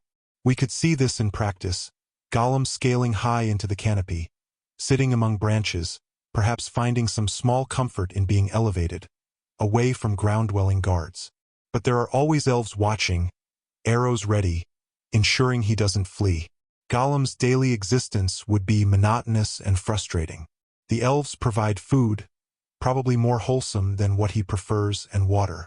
They treat him without cruelty but also without warmth. He's a prisoner, a necessary burden, not a guest. Days blur into months, months into years. For a creature defined by his freedom to wander and hunt, this captivity is torture of its own kind. The film could explore how Gollum changes during imprisonment. Does the stable environment, the regular food, the absence of immediate danger, allow Smeagol to surface more frequently? Or does the boredom and frustration feed Gollum's darker aspects, his anger growing as he plots escape? Perhaps both happen in cycles, days where the pitiful hobbit that was seems almost present, then days where only the monster remains. The relationship between Gollum and his guards could develop in unexpected ways. Maybe there's one elf who shows him small kindnesses, speaking gently, bringing him fish occasionally. Not from friendship, but from pity and duty. Gollum might fixate on this elf, seeing them as both jailer and only source of kindness, creating a twisted emotional connection. There could be escape attempts before the successful one. Maybe Gollum tries to slip away during tree-climbing exercise, or he feigns illness to draw guards close and then attacks. Each attempt fails, but each teaches him something about the security arrangements, about the patterns of guard changes, about the boundaries of what the elves will tolerate. He's constantly learning, constantly planning. The film might show tension among the elves themselves about this arrangement. Some might argue that Gollum should be executed, that he's too dangerous and too corrupted to deserve mercy. Others might defend keeping him alive, citing Gandalf's instructions and the debt they owe the wizard for his counsel. Thranduil would need to mediate these disagreements, reinforcing his decision while acknowledging the burden he's placed on his people. Legolas, if he appears, could have interesting interactions with Gollum. As a prince who will eventually travel to Rivendell and join the Fellowship, his exposure to Gollum here might inform his later attitudes. He might be the one advocating for compassion, or he might be among those most disturbed by the creature. Either way, it's character development that connects to his later role. The passage of time should be visible. Maybe we see seasonal changes, the forest shifting through cycles while Gollum remains imprisoned. The elves don't age noticeably, but Gollum might deteriorate or recover depending on how captivity affects him. The elvish perspective. Thranduil's burden. Let's examine this situation from Thranduil's perspective, because the Elven King's role in this story is more complex and interesting than it might first appear. Thranduil is ancient, having lived through ages of Middle-earth's history. He's seen kingdoms rise and fall, watched friends and family die, endured wars and losses that would break lesser beings. His isolationism isn't cowardice or selfishness, it's a survival strategy born from too much experience with the cost of engagement. When Gandalf asks him to imprison Gollum, he's asking Thranduil to once again become involved in the outside world's problems. The film could show Thranduil weighing this decision. On one hand, he understands that Sauron's return threatens everyone, including his woodland realm. On the other hand, he knows that involvement brings danger and attention. Taking custody of a creature that both Sauron and Gandalf consider important makes Mirkwood a target. It's a risk, and Thranduil must decide if the cause justifies endangering his people. His agreement to help comes with conditions. The film could show the negotiation between Gandalf and Thranduil, the wizard explaining what's at stake, the Elf King demanding assurances about support if Mirkwood is attacked, both powerful beings circling around trust and obligation. It's a political scene that shows both characters' intelligence and the complexity of alliances in Middle-earth. Once Gollum is imprisoned, Thranduil must deal with the practical consequences. His guards are stretched thinner, dedicating resources to watch one prisoner. Morale is affected, elves questioning why they're guarding this wretched thing. There might be incidents, Gollum attacking a guard or attempting escape, that result in injuries. Each problem reinforces Thranduil's initial reluctance and tests his commitment to the arrangement. The film could explore Thranduil's personal observations of Gollum. Perhaps the king visits the prisoner occasionally, studying this creature that was once a hobbit, trying to understand what the ring did to him. Thranduil, who possesses his own treasures and has resisted corruption, might wonder if any being could truly resist the One Ring's power. These observations might inform his later decisions, making him more cautious about involvement with powerful artifacts. There's also the political dimension within Mirkwood. Thranduil isn't an absolute dictator. He has advisors and nobles who question his decisions. Some might use Gollum's imprisonment as evidence that their king is too involved with outside affairs, that he should focus solely on defending their borders. Thranduil would need to manage these internal politics while maintaining the arrangement with Gandalf. The film could show the toll this takes on Thranduil. He might visit the borders of his realm, looking outward at growing darkness, wondering if he's done enough or too much. There's a loneliness to leadership, and Thranduil feels it acutely. He makes decisions that affect his people's safety, carries knowledge that troubles him, and cannot fully share his burdens with those he rules. When Gollum eventually escapes, Thranduil's reaction would be complex. There would be anger at the failure, embarrassment that his elves couldn't hold one prisoner, concern about what Gandalf will think. But there might also be relief, a secret, shameful relief that this burden is gone, that his realm is no longer responsible for guarding a creature that connects them to forces they'd rather avoid.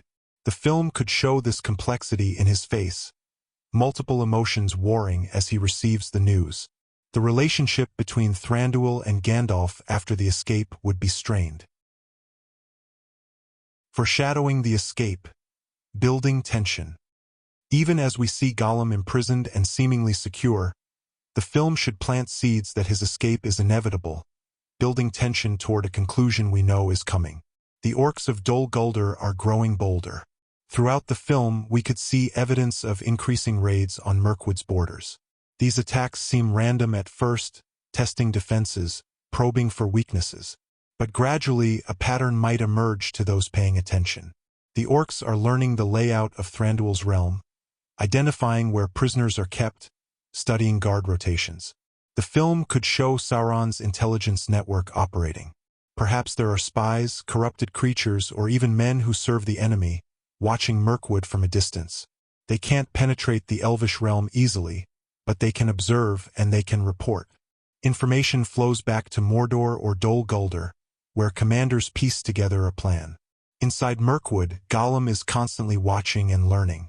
Every time guards change, he notes the pattern.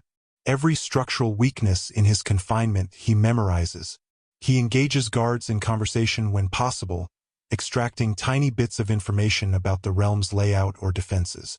He's patient because he has no choice, but he's also relentless in his observation. The film might include scenes showing Gollum's mental preparation for escape.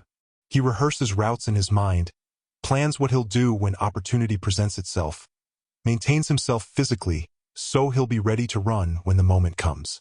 This isn't shown through dialogue necessarily, but through his actions, his eyes always calculating, his body staying limber through the tree-climbing exercise.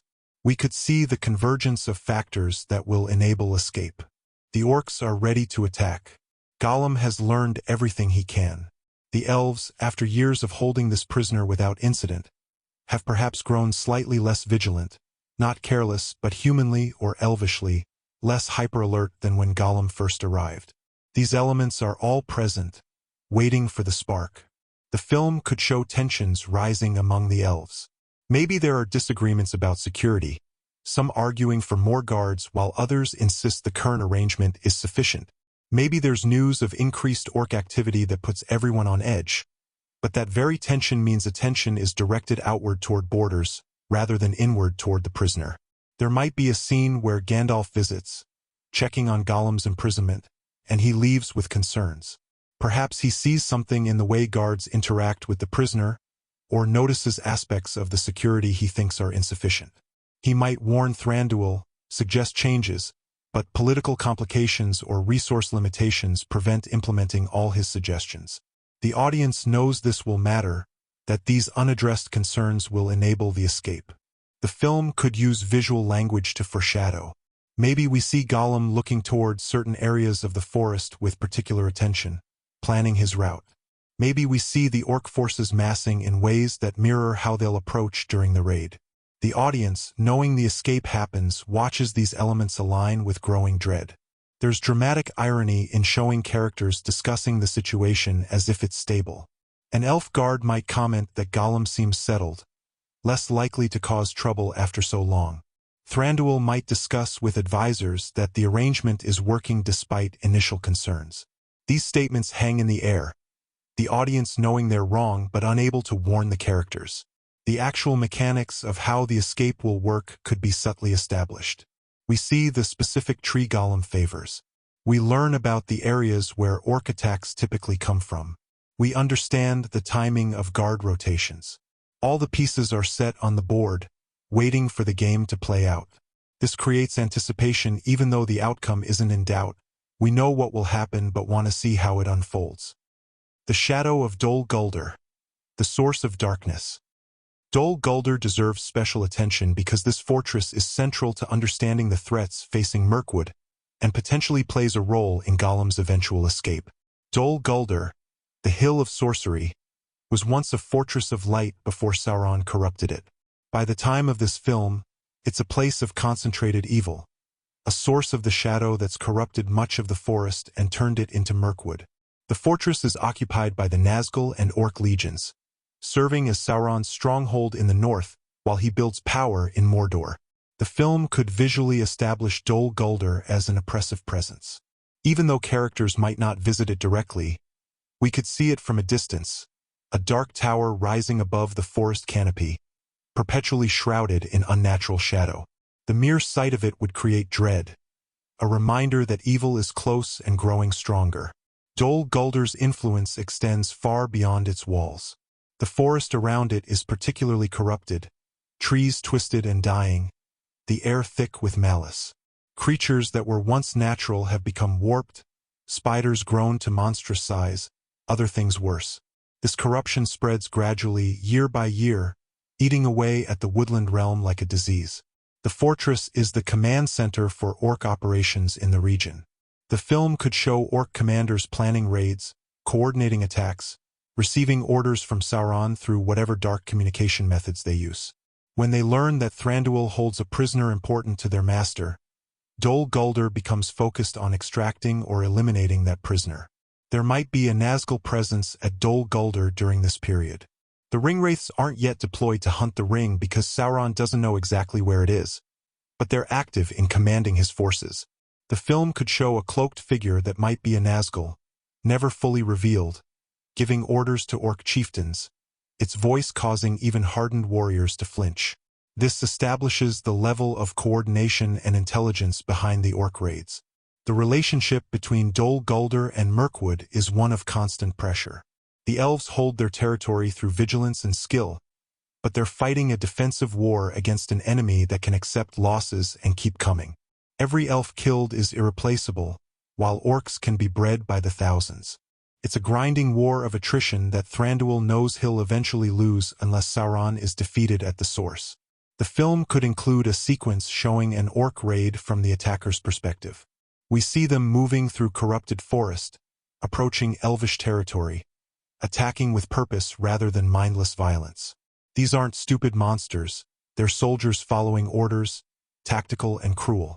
When they attack the area where Gollum is held, it's not coincidence. It's planned operation with a specific objective.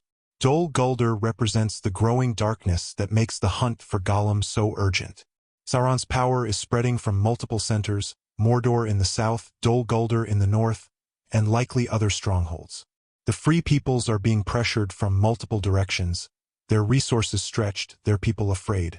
The quest to protect the ring's secret is happening against this backdrop of gathering storm. Aragorn's transformation, from Ranger to King.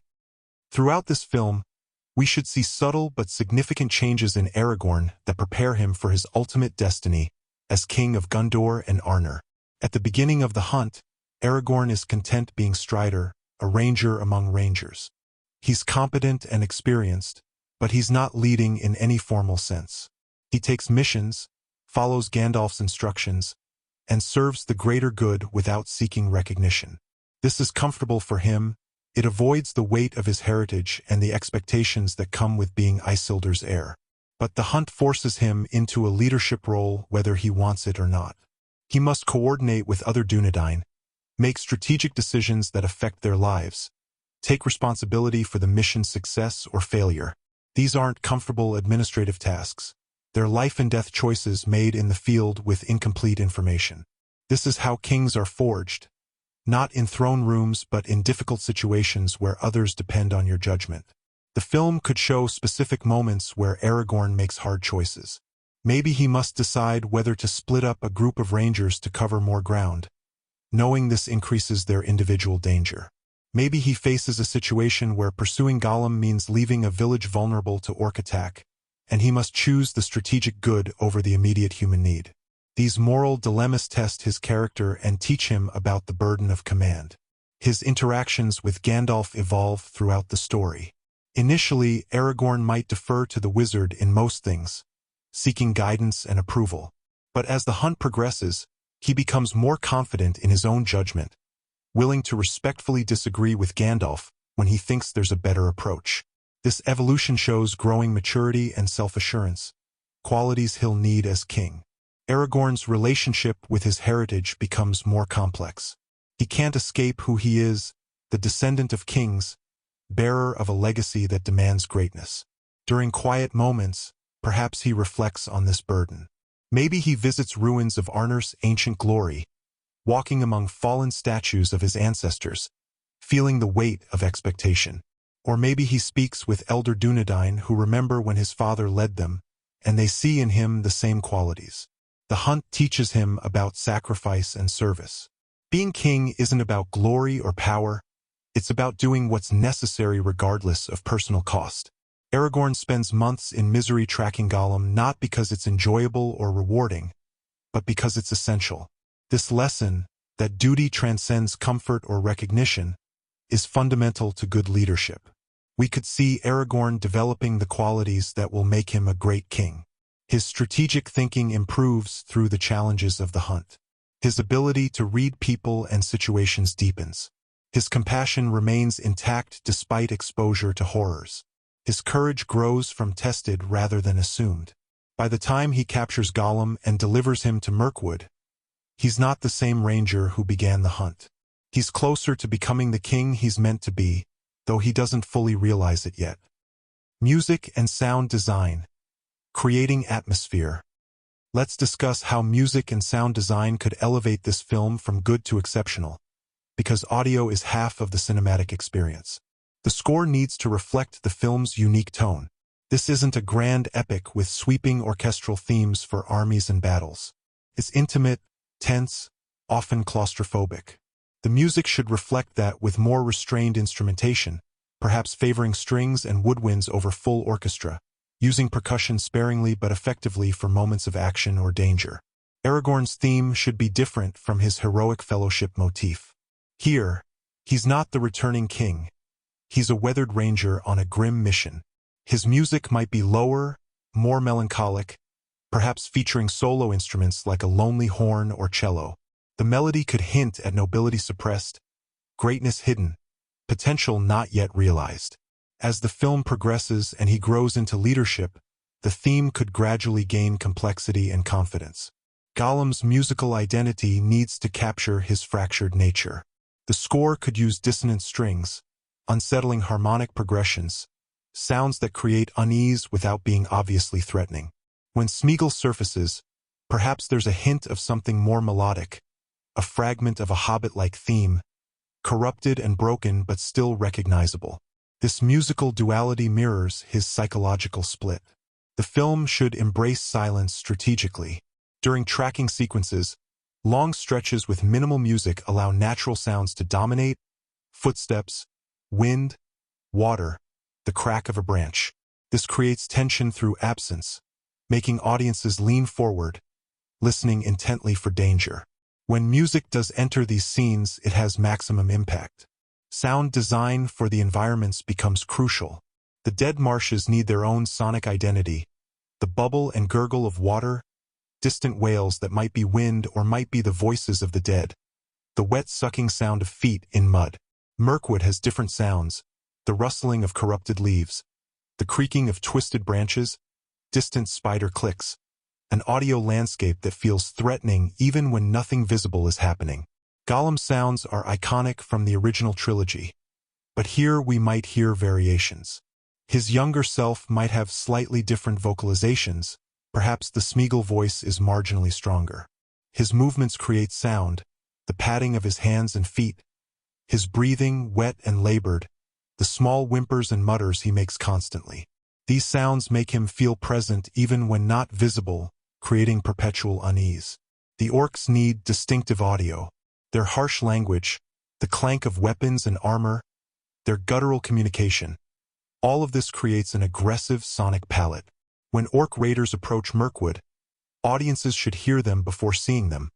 The sound of many feet, cruel laughter, the organization of a military force rather than a mindless mob. Elvish locations contrast sharply. Thranduil's halls might feature crystalline sounds, gentle music, the soft speech of Sindarin. This audio beauty makes Gollum's presence there even more jarring, his harsh breathing and muttering a discordant intrusion into harmony. The contrast emphasizes the themes of corruption and the difficulty of containing evil in places of light. The film could use musical foreshadowing. Maybe there's a subtle motif associated with the ring, barely present, appearing when characters discuss it or when Gollum thinks about his precious. This motif could be disquieting, beautiful but wrong, seductive but dangerous. Audiences familiar with Shore's original ring theme might catch echoes of it, but distorted, heard through the lens of a different story. Action sequences require dynamic sound design.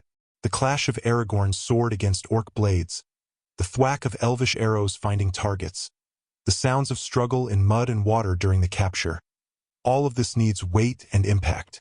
But even action should maintain the film's more grounded tone, less bombastic than typical fantasy battles, more brutal and immediate.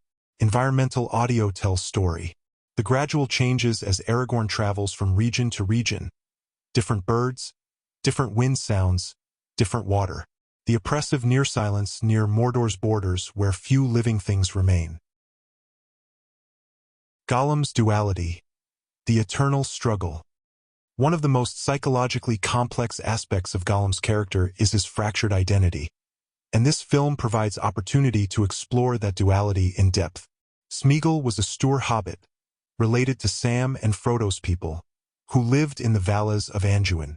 He had family, friends, probably hopes and dreams like any person. The ring didn't just corrupt him, it split him, creating Gollum as a separate personality that gradually consumed the original. By the time of this film, Smeagol is mostly buried, surfacing only occasionally, but he's not completely gone. The film could visualize this split through performance and cinematography. When Smeagol speaks, the lighting might subtly warm, the camera angle might soften. When Gollum dominates, shadows deepen, angles become more severe. Andy Serkis' performance would carry most of this weight, but visual language can reinforce the psychological division. The internal arguments between Smeagol and Gollum aren't just quirky character traits. They're manifestations of a mind at war with itself. Smeagol remembers being hurt and wants safety, wants to avoid pain. Gollum is defined by need for the ring and will risk anything to potentially reclaim it. These aren't rational positions that can be reconciled. They're fundamental conflicts that torture Gollum constantly. During the hunt, we could see environmental triggers that bring out one personality or the other. Kindness or gentle treatment might surface Smeagol, who responds with pathetic gratitude. Threats or violence bring out Gollum, who reacts with rage and cunning. Water and fish make Gollum happy in his simple way, both personalities briefly united in satisfaction. These patterns show that his split is reactive, not random. The film might explore moments of integration where both personalities share awareness. Maybe during the capture, when Aragorn has him cornered, both Smeagol and Gollum are present, one pleading for mercy while the other calculates escape strategies. This creates internal chaos that's visible in Gollum's expressions and behavior, making him simultaneously pitiable and dangerous. There's tragedy in understanding that Smeagol wants to be good but lacks the strength. When he surfaces and tries to cooperate or be reasonable, Gollum quickly reasserts control, crushing those impulses. It's like watching someone drown repeatedly, briefly breaking the surface before being pulled under again.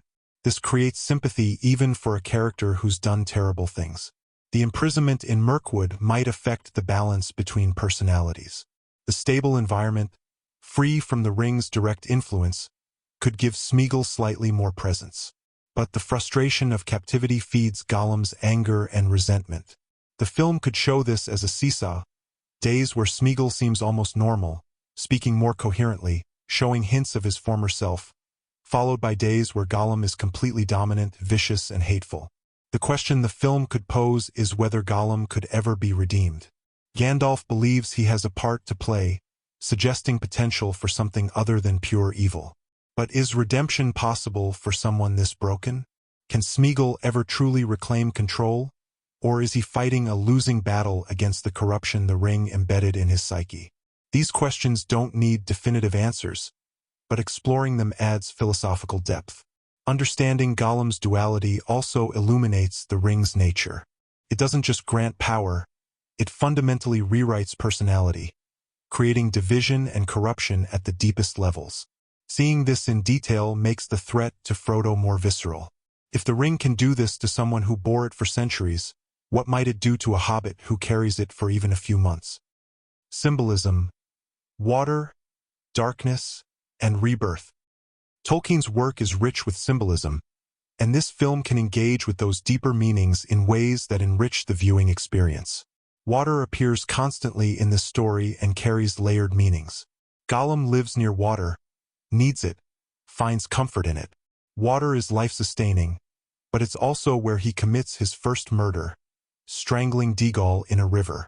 The dead marshes are water-corrupted, preserving death rather than nurturing life. Aragorn must cross many rivers during the hunt, water as obstacle and boundary. This aquatic symbolism reflects themes of corruption, cleansing, and the thin line between life and death. The film could use water visually to mark transitions and states of being. Clear, flowing water might appear in scenes of hope or relative peace. Stagnant or murky water appears in moments of corruption or danger. When Aragorn captures Gollum in the marshes, both are submerged in corrupt water, symbolically showing how the hunt has dragged Aragorn into moral ambiguity, forcing him to engage with darkness to protect the light. Darkness and light are obvious symbols but can be deployed with subtlety. Gollum lives in darkness, literally cannot tolerate sunlight. This isn't just physical sensitivity, it's symbolic of his moral state, unable to exist in the light of goodness or truth. Aragorn carries light into dark places, both literally with torches and metaphorically through his mission. The elves of Mirkwood represent light struggling against encroaching darkness, holding their realm as a beacon while shadow presses from all sides. The film might explore cave symbolism. Caves are Gollum's comfort zones, dark and enclosed, womb-like but also tomb-like. They represent safety from a hostile world but also isolation from life and community. When Aragorn tracks Gollum into caves, he's entering the creature's psychological territory, descending into literal and metaphorical underworlds. These descents and emergences could mirror psychological journeys, characters confronting darkness within and without. Trees carry meaning, especially in the woodland realm. Trees are life, growth, connection between earth and sky. They're also memory. The long-lived trees of Mirkwood remember ages past. Gollum being allowed to climb trees during imprisonment is rich with symbolic potential. He's being given access to life and growth, offered a chance to climb toward light. But he'll eventually use this mercy to escape, showing how corrupted beings can pervert even symbols of life to serve darkness. The hunt itself is symbolic of larger struggles. On surface level, it's one man pursuing one creature. Symbolically, it's civilization chasing chaos, order pursuing entropy, light tracking darkness. The difficulty of the hunt reflects the larger difficulty of containing evil. The way it slips through cracks, hides in shadows, requires constant vigilance to keep at bay. Mountains represent obstacles and challenges, but also perspective. From mountaintops, characters can see far, understand the scope of the lands they're protecting. But mountains are also barriers that must be overcome, dangerous and unforgiving. The journey through various terrains, marshes, forests, mountains, plains, represents different types of trials, each requiring different strengths to overcome. The ring itself is the ultimate symbol, representing power, corruption, temptation, and the seductive nature of evil. It is barely present in this film physically, but it dominates every decision. Characters are shaped by their relationships to it. Gollum defined by loss of it, Aragorn by duty to protect it, Gandalf by knowledge of it. This absent presence creates dramatic tension and thematic weight. The ripple effects, how the hunt changes Middle-earth. Let's examine the wider consequences of the hunt beyond its immediate objective, because significant events always have ripple effects throughout complex systems. The hunt brings Aragorn into closer alliance with Gandalf, creating a partnership that will prove crucial during the War of the Ring. Without this mission building trust between them, their later coordination might not be as seamless. Gandalf learns he can rely on Aragorn for difficult tasks, while Aragorn learns that Gandalf's seemingly strange requests have profound reasoning behind them. The Dunedain become more organized and coordinated through supporting the hunt. They develop better communication systems, establish more regular patrol patterns, create networks of supply caches and safe houses. This infrastructure, built to support finding Gollum, remains in place and helps them protect the Shire and other regions during the growing darkness. The hunt inadvertently strengthens the Northern Rangers as a fighting force. Thranduil's involvement, despite its eventual failure, establishes precedent for Elvish cooperation with outside concerns. When later events demand alliance between the Free Peoples, Mirkwood has already demonstrated willingness to help, even at cost to themselves.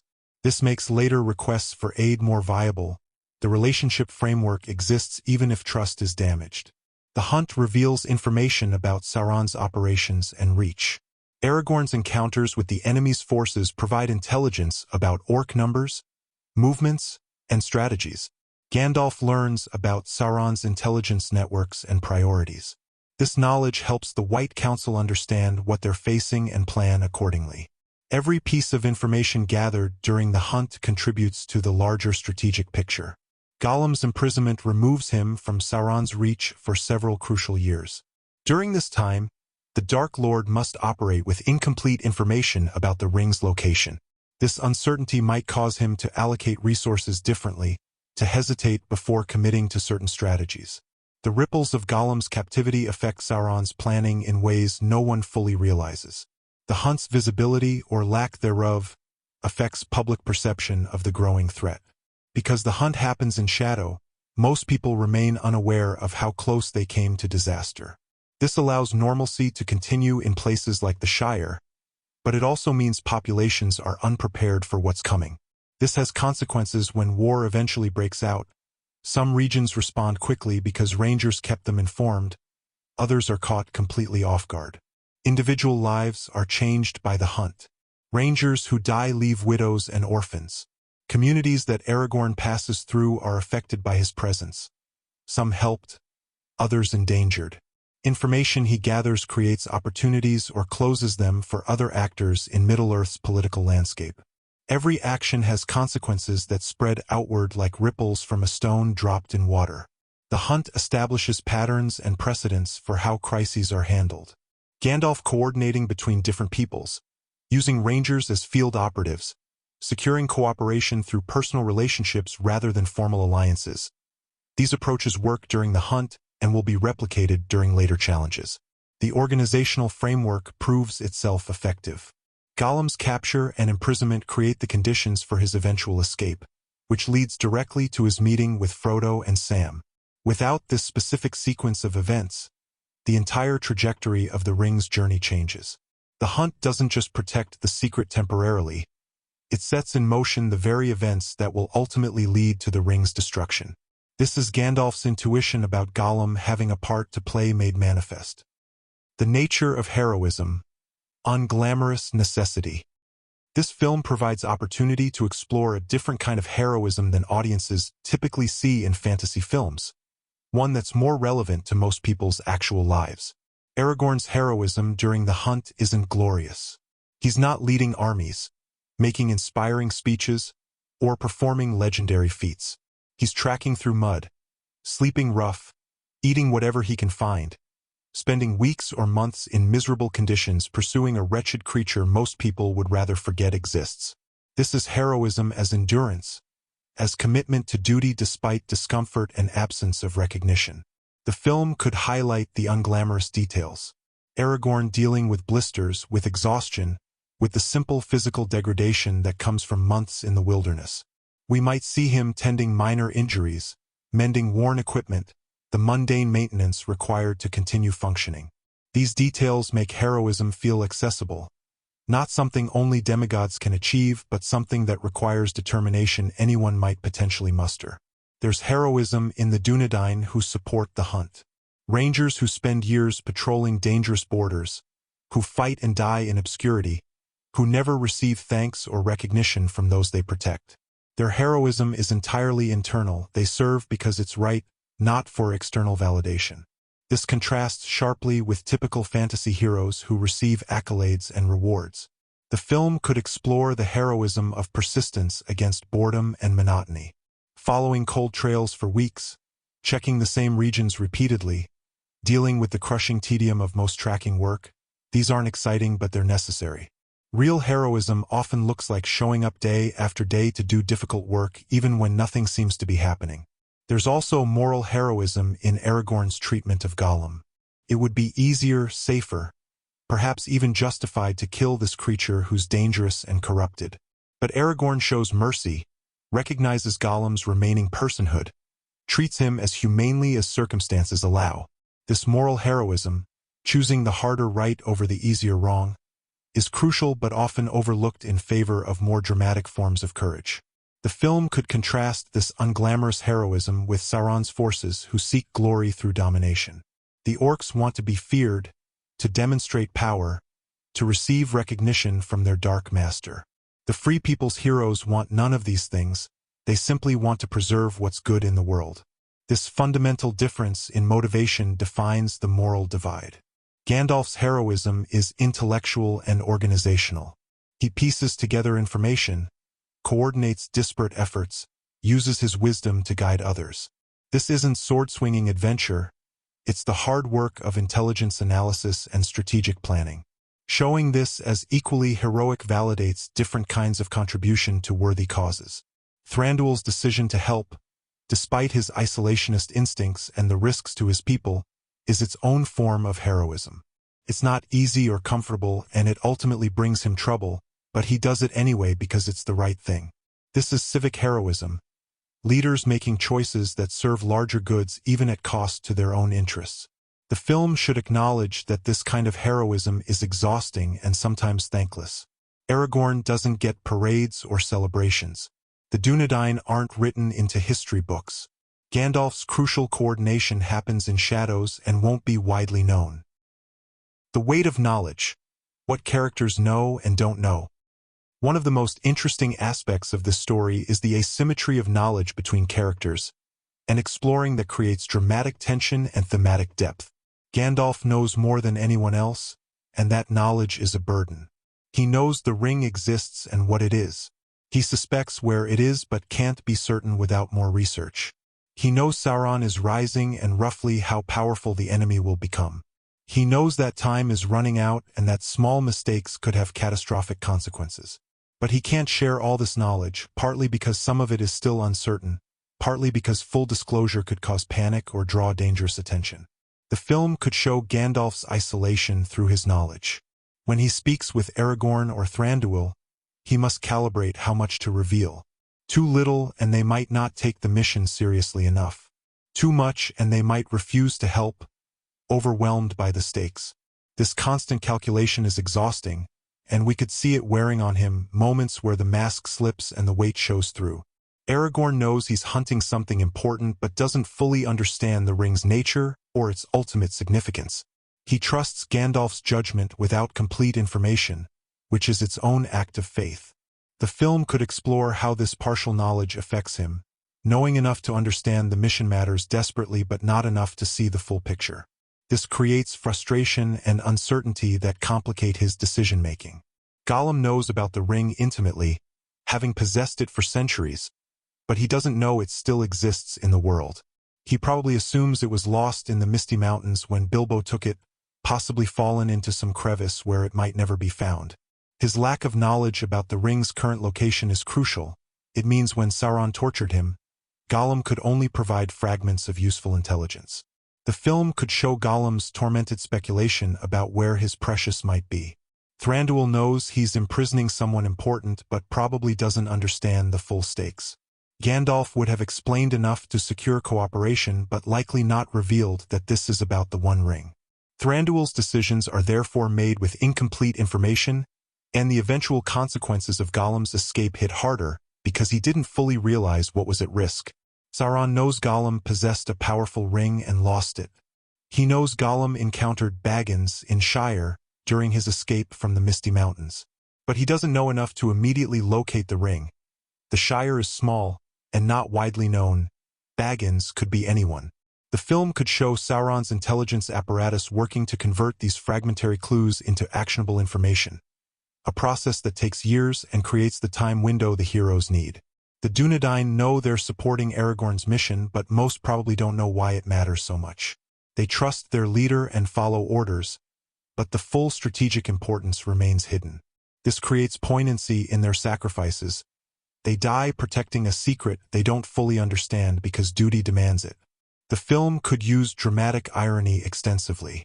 The audience knows things characters don't, watches them make decisions with incomplete information, feels tension knowing how close they come to disaster without realizing it. We know Gollum will eventually escape, so watching the elves create their security arrangements has added weight.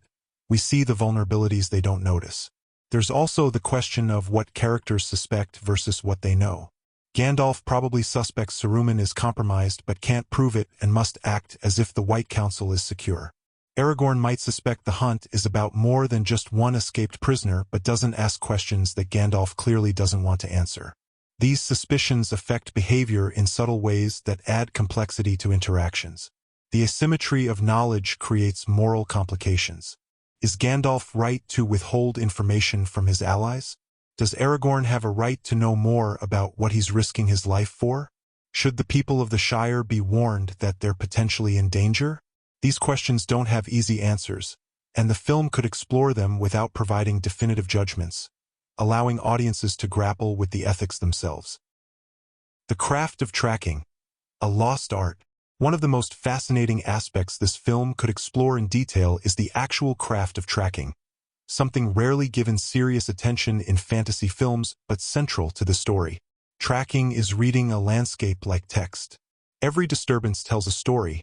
Broken twigs indicate passage and direction. The depth of footprints reveals weight and speed. Disturbed suggests timing. Aragorn would read these signs with the fluency of a scholar reading ancient manuscripts. The film could show this process in detail, the camera following his gaze as he pieces together narrative from evidence. Different terrains require different tracking skills. In forests, you look for disturbed leaves, scraped bark, broken spider webs, subtle signs that something passed through. In rocky areas, scratches on stone, displaced pebbles, traces of moisture where hands gripped surfaces. In mud or snow, footprints are obvious, but reading depth, stride length, and gait reveals information about the quarry's condition and intent. The film could showcase this variety, making each environment a different tracking challenge. Gollum presents unique tracking difficulties. He's light and moves carefully when he wants to hide his trail. He knows tracking techniques himself and can counter them, walking in streams to avoid leaving prints, backtracking to confuse followers, choosing hard surfaces that don't hold tracks. This creates a chess match between Aragorn's tracking expertise and Gollum's counter-tracking knowledge. Weather affects tracking profoundly. Rain washes away signs, but it also softens ground, making new tracks more visible. Wind erases tracks in sand or dust but can't affect those in mud. Snow is ideal for tracking but also dangerous, exposing the tracker as easily as the tracked. The film could use weather as both tool and obstacle, showing Aragorn adapting his methods to conditions. Time is crucial in tracking. Fresh tracks hold detail that old ones lose. Aragorn would need to estimate how old signs are, reading moisture content, observing if insects have discovered disturbed soil, noting if broken plants have begun to heal. This temporal dimension adds urgency, knowing that every hour of delay makes the trail harder to follow. There's also psychological tracking, understanding the quarry's mindset and predicting behavior. Aragorn knows Gollum is heading toward familiar territory, probably the misty mountains or areas he knows from his wanderings. He knows Gollum needs water and fish, limiting where he'll go. He understands that Gollum is frightened and will favor hiding places over open ground. This psychological modeling allows Aragorn to predict where to search when the physical trail grows cold. The film could show tracking as meditation, quiet focus where the tracker enters a mental state of heightened awareness. Aragorn might go hours without speaking, his entire consciousness absorbed in reading the land. This creates contemplative sequences that contrast with the tension of pursuit, offering rhythm and pacing variation. There's also the meta-skill of knowing when you're being misled.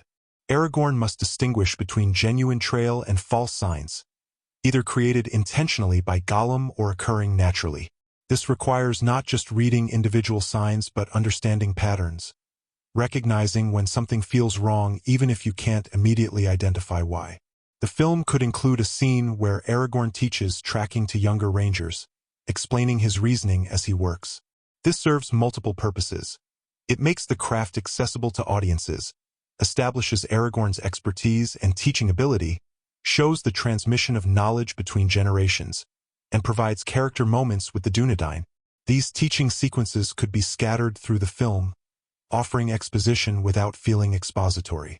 Modern audiences are disconnected from these wilderness skills, so showing them in detail has educational value while also being cinematically interesting.